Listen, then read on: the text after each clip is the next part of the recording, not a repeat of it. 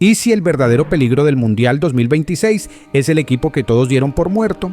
Durante una década, Bélgica llegaba llena de expectativas con su famosa generación dorada, una camada que prometía devorarse el mundo en cada torneo, pero que siempre se quedó corta. Hoy pasa todo lo contrario, con solo unos cuantos soldados aún presentes de aquella vieja guardia, nadie da un centavo por ellos. Muchos medios de comunicación ya los señalan como el fracaso asegurado de este mundial y a casi nadie se le pasa por la cabeza que esta selección pueda siquiera dar pelea. Pero, ¿no será que están subestimando a un equipo extremadamente peligroso?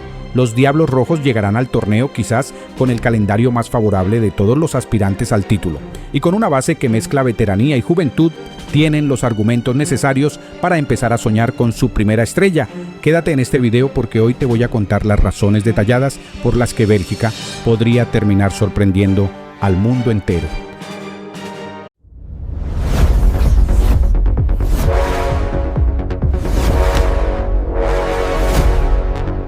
Conocida la lista oficial de los 26 convocados, este es el equipo definitivo que presentará Rudy García para afrontar el torneo. A simple vista, el panorama luce sumamente prometedor. Los Diablos Rojos no solo cuentan con un calendario bastante favorable por los integrantes del Grupo G, donde se medirán a Egipto, Irán y Nueva Zelanda, sino por un factor logístico del que muy pocos están hablando: el desgaste por los viajes. La selección de Bélgica iniciará su camino jugando en Seattle y cerrará la fase de grupos en Vancouver. Si todo marcha según lo previsto y terminan como líderes de grupo, algo que es muy probable, su partido de 16avos de final contra uno de los mejores terceros los traería de regreso a Seattle. Y si logran avanzar a los octavos de final, se quedarían exactamente en la misma ciudad para enfrentar posiblemente a los Estados Unidos o a Turquía. Piensa en esto por un segundo. La ruta completa de Bélgica para llegar a las fases definitivas está concentrada exclusivamente en la costa oeste de Norteamérica, teniendo como única mudanza un vuelo corto de apenas una hora entre Vancouver y Seattle.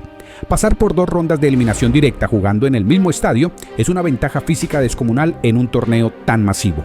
Para entender la enorme ventaja de los belgas, basta con mirar el infierno logístico que le espera a un gigante como España, uno de los grandes favoritos. La ruta de los españoles inicia en Atlanta, luego deben trasladarse a Guadalajara para la fase de grupos, y todo indica que tendrían que viajar hasta Los Ángeles para unos hipotéticos 16avos de final contra Uruguay.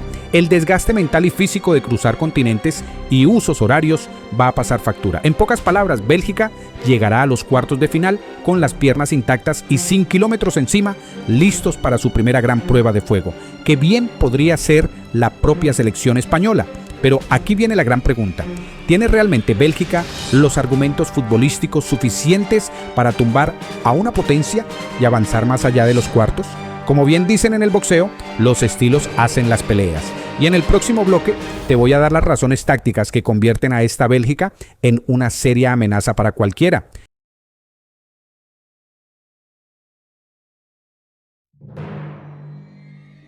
Con la llegada de Rudy García, Bélgica finalmente parece haber recuperado la armonía que tanto le faltó durante los últimos años. Atrás quedaron los egos y las tensiones de aquella generación dorada que prometía conquistar el mundo, pero que nunca terminó de dar el paso definitivo. Pero el verdadero argumento de esta selección está dentro del campo. En el mediocampo aparece quizá la mayor fortaleza del equipo, la dupla formada por Youri Tielemans y Amadou Onana. Ambos se entienden perfectamente gracias a su experiencia compartida en el Aston Villa, formando un equilibrio ideal entre físico, recuperación y salida limpia de balón. Onana aporta potencia, intensidad y cobertura defensiva. Tielemans, en cambio, es el cerebro que organiza el juego y le da claridad a cada posesión. Juntos forman un mediocampo capaz de competir contra cualquiera. Y en ataque, Bélgica tiene dinamita pura por las bandas. Jeremy Doku y Leandro Trossard representan velocidad, desequilibrio y uno contra uno constante. 2 extremos capaces de romper partidos en cuestión de segundos y de castigar cualquier defensa mal posicionada. Y por encima de todos sigue apareciendo el mismo nombre, Kevin De Bruyne. A sus 34 años, el legendario mediocampista belga sigue siendo el eje futbolístico de esta selección. Tras varios meses fuera por lesión, su regreso ha sido una enorme noticia para Bélgica, y aunque ya no estamos viendo al De Bruyne más dominante de hace algunos años, sí estamos viendo a un futbolista motivado, físicamente recuperado y decidido a tener una última gran oportunidad con los Diablos Rojos, porque cuando Kevin De Bruyne se pone esta camiseta, Bélgica automáticamente se convierte en un equipo mucho más peligroso. Y quizás ahí esté precisamente el mayor error de todos. El mundo entero parece haber dejado de mirar a Bélgica, justo en el momento en el que podría volver a ser realmente peligrosa.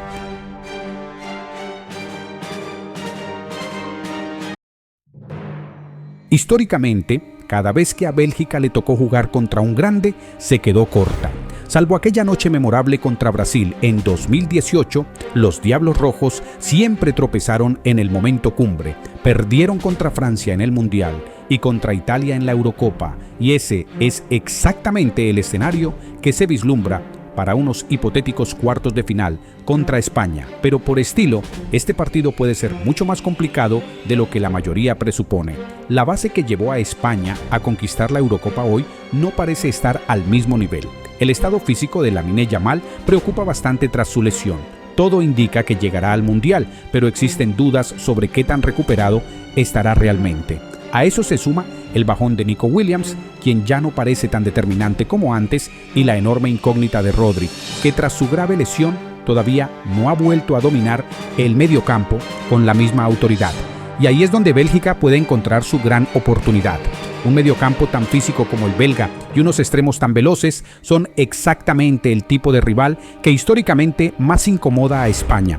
Además de la enorme ventaja en el calendario que ya mencionamos, Bélgica cuenta con un factor determinante bajo los tres palos: Thibaut Courtois. El arquero llega motivado, con ganas de revancha tras lo ocurrido en 2022 y con el nivel suficiente para arruinarle el día a cualquiera. En caso de romper la maldición y avanzar, la prueba en semifinales sería en teoría contra Francia.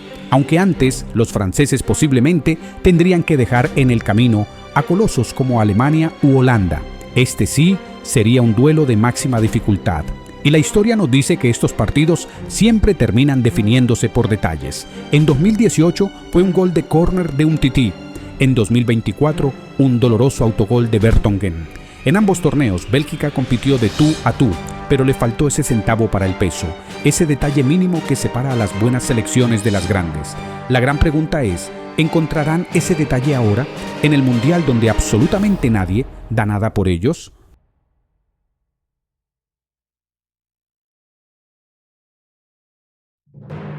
Pero no todo es color de rosa. Para que este análisis sea justo, también hay que hablar de las grandes dudas que rodean a los Diablos Rojos, y el principal punto débil de esta selección está claramente en la defensa. Si bien Bélgica cuenta con centrales de mucho talento y proyección, como Connie de Winter o Nathan Ngoy, la realidad es que todavía no son defensores de élite. A eso se suma la lesión de Zeno de Bast, probablemente el defensor más importante de todo el plantel. Aunque todo apunta a que regresará para las fases eliminatorias, queda la incógnita de si realmente podrá volver al 100%. Y si De Bast no está en plenitud física, las opciones de Bélgica bajan muchísimo. Tampoco generan demasiada seguridad nombres como Timothy Castagne o Thomas Meunier por la banda derecha, dejando prácticamente a Maxime de Cuyper como la única garantía sólida en defensa. La otra gran duda aparece en el puesto del número 9. Todo indica que Charles de Ketelaere será utilizado como falso 9, un rol que conoce y puede cumplir bastante bien, pero que claramente no es su posición natural. Mientras tanto, Romelu Lukaku llegará tras varios meses sin jugar. Leandro Trossard aparece como alternativa de emergencia y el joven Matías Fernández Pardo todavía ni siquiera ha debutado oficialmente con la selección mayor. Y quizás justamente ahí está lo más interesante de esta Bélgica. Por primera vez en muchos años jugarán sin la presión de ser favoritos, con un calendario envidiable, un mediocampo físico, un juego aéreo peligrosísimo gracias a la estatura de su plantel, el vértigo de Doku y Trossard por las bandas, un muro en el arco como Thibaut Courtois y la magia de Kevin De Bruyne.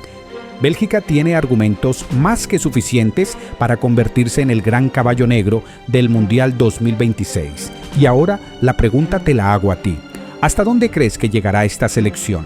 ¿Será que finalmente sorprenderán al planeta entero y conquistarán la primera estrella de su historia? ¿O terminarán quedándose cortos otra vez? Te leo en los comentarios.